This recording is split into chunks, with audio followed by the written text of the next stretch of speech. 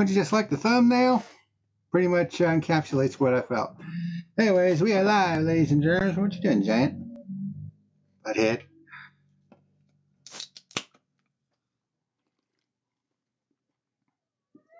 I'm gonna pop this time. Anyway, it's just past 3 o'clock. We're going to be reviewing the O'Reilly series real quick from Circuit of the Americas before we get to watching the Cup race, which I think they said the green flag drops at 3:49. So let's get this done and over with. So we get ready for doing the Cup review later on tonight. So without further ado, let's get into things. This is the fuel.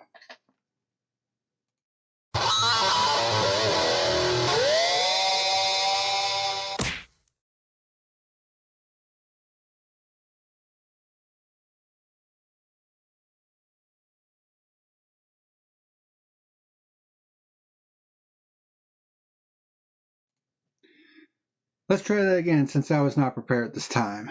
Like an idiot.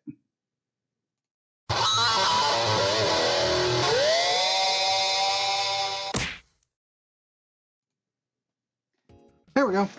Hey, what's happening, ladies and germs? This is the PackerMan, and welcome to this edition of The Fuel. Where in this episode, we're going to be talking about the 2026 Focused Health 250 from Circuit of the Americas. And of course, they're using the National Circuit, which cuts off that big old section at the top of the track with the big hairpin and the long straightaway. And from what I've seen, it's what I've heard, it's made the racing a bit more interesting. So there you go.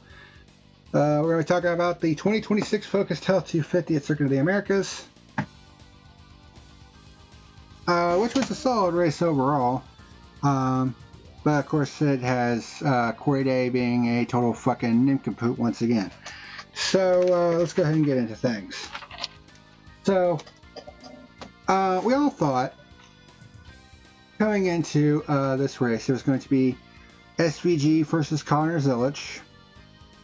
On the same team at Trackhouse and Cup, and they were on the same team in O'Reilly with Junior Motorsports.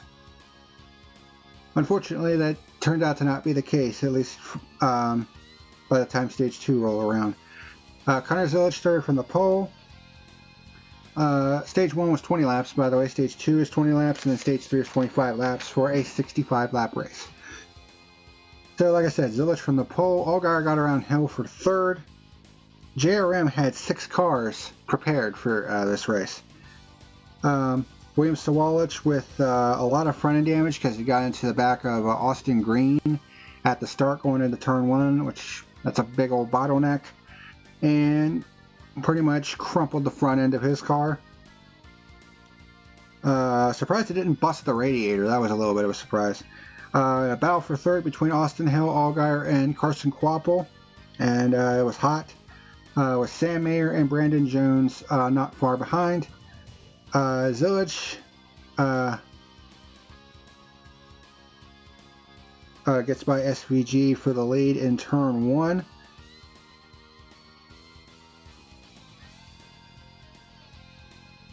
That mean I missed a rear lead change? I forgot to mark it down? I guess I did. I think SVG got to the lead right at the start, and then Zilisch got back by him. So I need to change that real quick. There we go. I guess I just forgot to mark that down. Anyway, Sawalich got into the back of Austin Green, which is where the damage come from, which is where Jeremy Clements spun in the S's, but gets back going again. Didn't look like he got hit by anybody. Sam Mayer up to 5th and was battling Allgaier hard for 4th. Sammy Smith came on the pit road for service because, you know, the usual, you know, road course strategy nowadays with these stupid stage breaks. SVG closed back in on Zilisch and gives them a bumper going into 6A for the lead. Lol. Several drivers coming for service before the pits close with 2 to go, which includes SVG and Zilisch. Austin Hill actually stays out. Zilich reports a long brake pedal, which actually turned out to be a broken brake rotor in the rear, which was causing them problems. Thankfully, they were able to get that repaired at the second stage break. But Austin Hill wins stage number 1 as Mayer beats Allgaier to the line for second. So pretty man first stage. Second stage was also 20 laps. SVG leads to start stage 2. Brent Cruz in the 19. He's only 17 years old.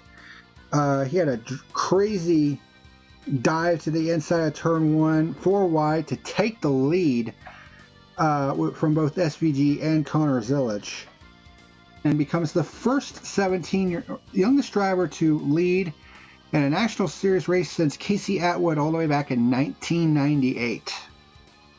That is a long-ass time ago. Sammy Smith follows Cruz into second, so that was an unreal restart. 4 cars under a blanket for the lead. Zilich and SVG get by Smith for second and third. SVG goes up to second, though, as Zilich locks up going into turn 12, dropping him back to fifth, and this is where he was really starting to have his brake issues. SVG gets by Cruz in the shortcut for the lead, and Sammy Smith gets by for second. Creed spins after contact with Cruz in the carousel. Mayer gets by Smith for second, and then we have our first caution on lap 34 when the 30 of Baltazar Leguizamon, I guess that's how you pronounce it, spins into the turn 1 tire barriers by himself, and he said afterwards that it was a brake issue. So yeah, if you end up over in the tire barriers in turn 1, usually it's a brake issue. Everyone comes in for service, and Mayer wins the race off pit road.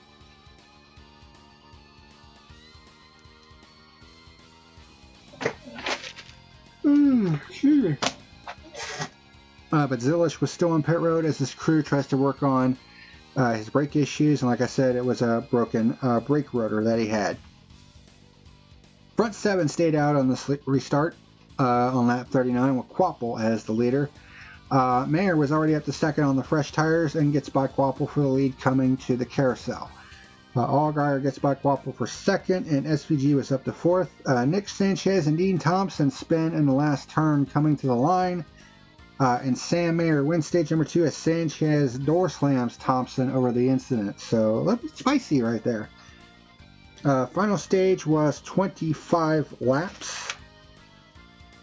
Mayer leads the start of stage 3, but then SVG goes 3 wide with both Jesse Love and Sam Mayer in the carousel to grab the lead, and kind of put up a deuces sign out the window. He's like, yeah, see you later, boys.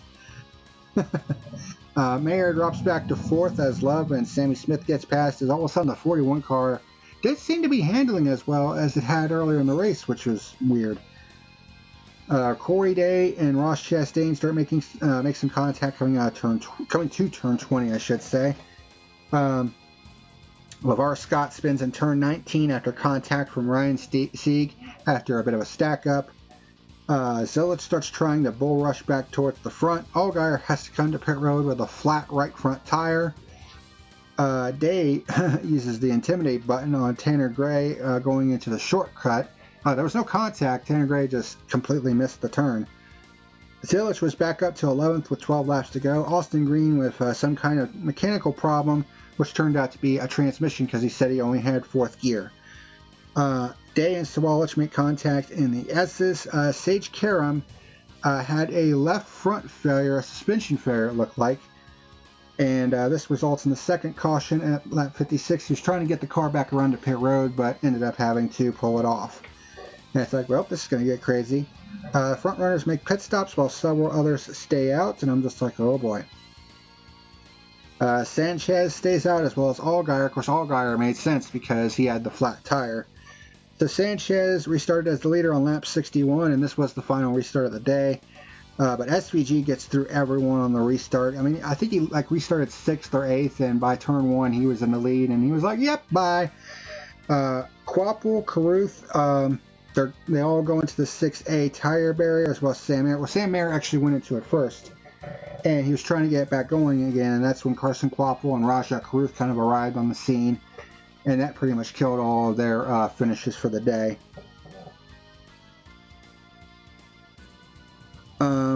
And there were several back markers around in the S's, including Harrison Burton, Jeremy Clements. Harrison Burton got spun by Tanner Gray. And then the big incident of the day, which is the name of this episode, Corey Day spun Connor Zilich heading into the S's. And then in his post-race interview, tried to concoct some fucking excuse about why it happened. And Parker Kligerman in the booth was not having it. And he basically called him out on his bullshit and said, you can't be doing this shit. I mean, it's like, I agree. I mean, Corey Day, he might have all the potential in the world and he might have gotten the top 5 out of this race, but I mean, you can't be cleaning people out like this because it's eventually going to bite you in the ass. And no self-respecting cup owner is going to want a driver like that continuously wrecks people week in and week out.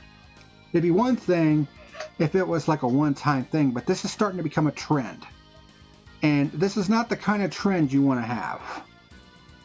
Because this is the type of thing that gives you a reputation as a wrecker. And that's not necessarily one that you want. Even if you are getting the results, which he is right now, but he's not making a lot of friends, and that could come back to bite him in the ass later on. So he needs to fucking clean this shit up. Period. Because he may have all the talent in the world, but it's not going to matter if he doesn't have any fucking racecraft. And that was pretty much it. SVG wins at Circuit of the Americas. And it's funny because a lot of people said this was his weakest road course, and, well, he conquered it. So, good luck to everybody on the other road courses, because, yeah.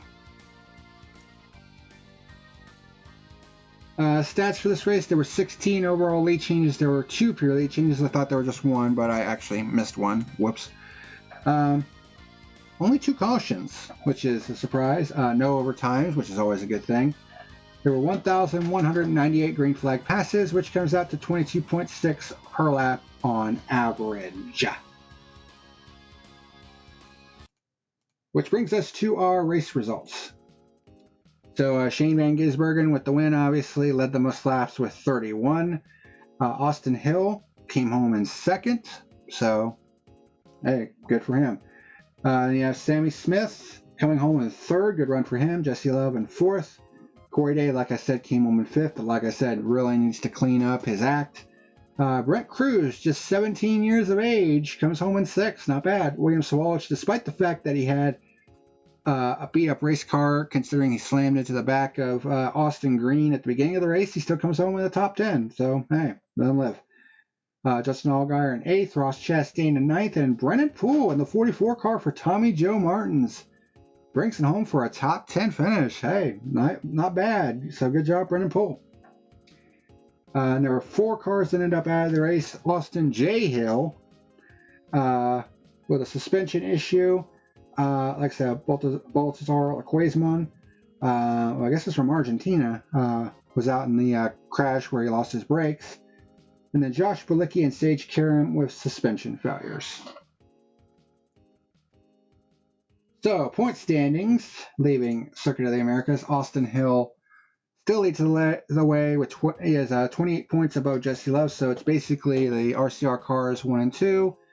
Then you have Justin Allgaier in 3rd, Sheldon Creed in 4th, Carson Kvapil 5th. Then you have Roger Caruth, Sammy Smith, Corey Day, Parker Retzlaff, Sam Mayer, Brandon Jones, and Brennan Poole as your top 12. And I believe the top 12 in points make it into the chase for the O'Reilly Series.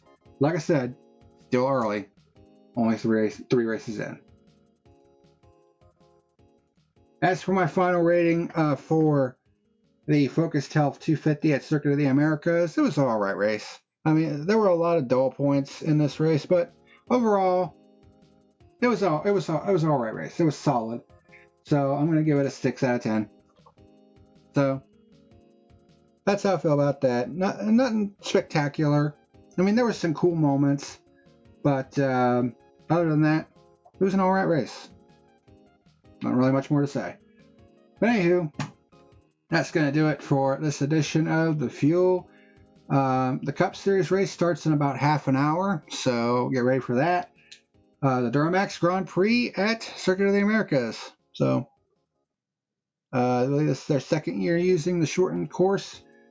and it seems to have produced a lot better racing. So we'll see how the Cup race goes. They've been pretty solid so far this year, and hopefully this race will continue it. So anyway, thank you very much for watching this edition of The Fuel, and until next time, this is the PackerMan signing out. See you later.